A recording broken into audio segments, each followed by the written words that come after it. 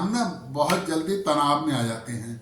क्या करें, आजकल दिन खराब चल रहे हैं, क्या करें, घर में ये है, घर में भाई नहीं सुनता, बहन नहीं सुनती है, सास नहीं सुनती, ससुर नहीं सुनते, या घर में पिताजी बात काम नहीं करने दे रहे, माता जी नहीं काम करने दे रही, माता जी हैं तो कहती हैं बच्चे नहीं काम कर रहे। तो कभी कभी हम इन सब चीज़ों से चाहते हैं अगर ये ना होता तो हम ये कर लेते, ये ना होता तो ये कर लेते, ऐसा नहीं होता तो हम वैसा कर देते। तो हम परिस्थितियों को बदलने का प्रयास करते, हम लोगों से दूर हटने का प्रयास करते। कभी कहते अगर हम अलग कहीं रहते थे तो हम इतनी तरक्की कर लेते, हम अगर हमारा अपना घर होता, हमारा होता। कई बार संयुक्त परिवार में रहते तो हम सोचते हैं ना कि अगर मेरा अपना मकान होता, ये होता तो हम शायद पता नहीं कितनी तरक्की कर लेते, या अगर मेरा अपना कई बार साझा कारोबार होता तो मेरा अपना कारोबार होता तो मैं पता नहीं क्या कर लेता। तो ऐसे बहुत सारे तनाव, मैं अकेला होता तो पता नहीं क्या कर लेता, मैं अगर बॉस होता तो पता नहीं क्या कर लेता, मैं ये होता तो पता नहीं क्या कर लेता। कुछ नहीं कर सकते थे आप। जब आप अपनी परिस्थितियों में, जिन परिस्थितियों में आप रह रहे हो, उन्हीं परिस्थितियों के साथ उन्हीं को जीतते हुए अगर आप आगे बढ़ सकते हैं, वरना तो बाकी सब बहाने हैं। मैं आपको एक छोटी सी कहानी सुनाता हूँ। एक घोड़ा था, मजबूत घोड़ा, उसका घुड़सवार था। वो दोनों जंगल में जा रहे थे। सारा दिन घूमते घूमते गर्मी की दोपहर में उनको बड़ा थकान और प्यास हो गई। जब थकान और प्यास हुई तो आगे जाकर के देखते हैं कि एक छायादार जगह है। अब छायादार जगह मिली तो बड़ा खुश हुआ कि चलो भाई वहाँ पर छाया में बैठने को थोड़ा स्थान मिल गया, थोड़ी देर आराम कर लेंगे। थोड़ा इधर उधर गर्दन घुमाई तो देखा एक कुआं है, कुएं के ऊपर रहट भी लगा हुआ है। अब तो इससे ज्यादा खुशी की क्या आवाज हो सकती थी कि छाया भी मिल गई और पानी भी मिल गया। तो जो वहाँ बगीचे का माली था उससे कहा कि भाई प्यास लग रही है, थोड़ा सा रहट चला दो। तो उस रहट के साथ ही टंकी थी। अब वो टंकी इतनी थी कि भी जैसी रहट चलता था टंकी भरती थी, रहट बंद होता था टंकी खाली हो जाती थी, क्योंकि आगे खेतों में पानी जाता था। तो उसने कहा टंकी चला दो। उसने टंकी चलाई तो घुड़सवार ने पानी पी लिया। अब घुड़सवार ने पानी पिया तो अब उसने कहा घोड़े को भी पानी पिला के थोड़ी देर आराम करते हैं, फिर आगे चलेंगे। तो वो घोड़े को भी पानी पिलाना शुरू करा।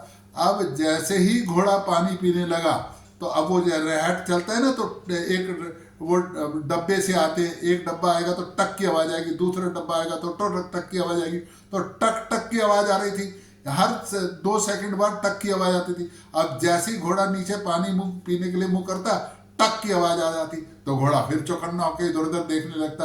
अब जैसी वो टक की आवाज बंद होती फिर वो पानी पीने लगता, फिर टक की। तो ऐसे करता रहा, टक की आवाज आती फिर वो पानी पीने लगता, फिर टक की, फिर चौकन्ना इधर उधर देखता। तो ना घोड़ा पानी पी नहीं पाया, क्योंकि टक टक की आवाज के कारण से घोड़े का ध्यान भंग हो जाता था। घोड़े की आदत ऐसी कि जब भी टक की आवाज है वो चौकन्ना होकर इधर उधर देखने लगता था। तो अब वो घुड़सवार जो था वो परेशान हुआ। उसने माली से कहा कि भाई ये जो है रहट को बंद कर दो। अब जैसे ही रहट बंद हुआ तो टंकी खाली हो गई। अब उसने कहा भी मेरे घोड़े को अब पानी तो है नहीं। उन्होंने कहा साहब रहट चलेगा तो पानी आएगा ना, और रहट चलेगा तो पानी आएगा, और पानी रहट चलेगा तो टक टक की आवाज भी आएगी, यानी कि टक टक की आवाज भी होगी तभी पानी आएगा, तभी रहट चलेगा। तो अब बड़ी परेशानी हो गई। अब वो रहट चले पानी आए तो घोड़ा पानी ना पी सके, जैसी टक की आवाज है घोड़ा इधर उधर देखने लग जाए। तो अब इसके अंदर क्या हुआ, इसका मतलब यह है कि जब ये तो परिस्थिति देखो जी, उस माली ने कहा साहब इस घोड़े को आदत डालनी पड़ेगी कि टक टक की आवाज के साथ पानी पीने की आदत डालनी पड़ेगी। तो ये जो जीवन की समस्याएं आती है ना जी, ये टक टक की आवाज है। इस टक टक की आवाज में ही हमको सारे काम करने हैं। अपनी सारी समस्याओं का निवारण करते हुए ही हमें उच्च स्थान पर पहुंचना है। सारी समस्याएं हटने के बाद हम कोई तरक्की नहीं कर सकते।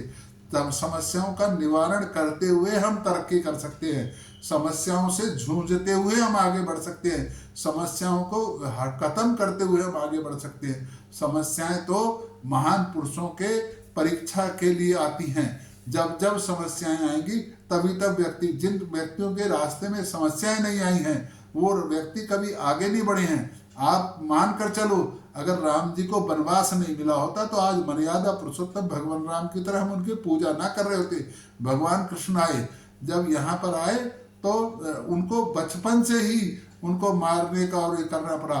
तो भगवान कृष्ण ने सारी समस्याओं से जूझते हुए भगवान बने। सारी समस्याओं से लड़ना, किस तरह लड़ना है, कैसे जीतना है, ये सारा कला कौशल उन्होंने हमको सिखाया। महाभारत के युद्ध में किसके साथ किस तरीके से लड़ना है, कहाँ कैसा ज्ञान का उपयोग करना है, कौन सी शक्ति का उपयोग करना है, किस बात का उपयोग करना है, किस तरीके से किस नीति का उपयोग करना है, ये भगवान कृष्ण ने सिखाया। भगवान राम ने सिखाया कि अकेले रहते हुए भी किस तरह पूरी सेना का, अपनी पूरी टोली का, अपनी पूरी मंडली का निर्माण करना है, ये भगवान राम ने सिखाया है। तो हमारे पास हमारे ग्रंथों में बहुत कुछ कहने सुनने को लिखा है, फिर भी हम तनाव करते हैं कि सारी परिस्थिति ठीक होगी तब हम तरक्की करेंगे, ये सब होगा तो हम तरक्की नहीं।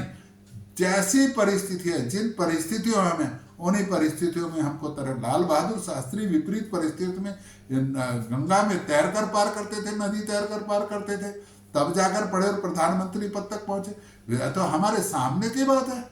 नेताजी सुभाष चंद्र बोस, क्या था उनके पास? जंगल में दर दर घूमते थे, आजाद हिंद सेना फौज का निर्माण करा। तो हमारे चलो भगवानों की बात छोड़ दो, हमारे बीच में महापुरुष हैं। डॉक्टर केशवराव बलीराम हेडगेवार इतना बड़ा राष्ट्रीय स्वयंसेवक संघ नाम का संगठन खड़ा कर दिया, तो कहाँ से कोई अलग से, हमारे जैसे तो दिव्य पुरुष थे। तो इतने बहुत सारे पुरुष हुए। स्वामी विवेकानंद को देख लो, कोई अमेरिका में उनको जाने के लिए परमिशन नहीं मिल रही थी, उन्होंने कहा 3 मिनट हमारे को 1 मिनट बोलने दो। आप देखो 1.25 घंटा अमेरिका में जाकर बोल कर आए हैं। तो परिस्थितियों को अपने अनुकूल बनाना, समस्याओं का निवारण खुद सोचना, किसी के भरोसे मत रहना। समस्याओं का निवारण खुद ही सोचना पड़ेगा। जब हम समस्याओं का निवारण खुद सोचेंगे, समस्याओं से खुद लड़ेंगे, तो समझिए विजय श्री आपके कदमों को चूम लेगी। फिर जीवन की कोई ऐसा सुख, कोई ऐसी विजय, कोई ऐसा पद, कोई ऐसी जिम्मेदारियां नहीं है जो आप नहीं उठा सकते। ओम नमो भगवते वासुदेवाय। ओम नमो भगवते वासुदेवाय। ओम नमो भगवते वासुदेवाय। ओम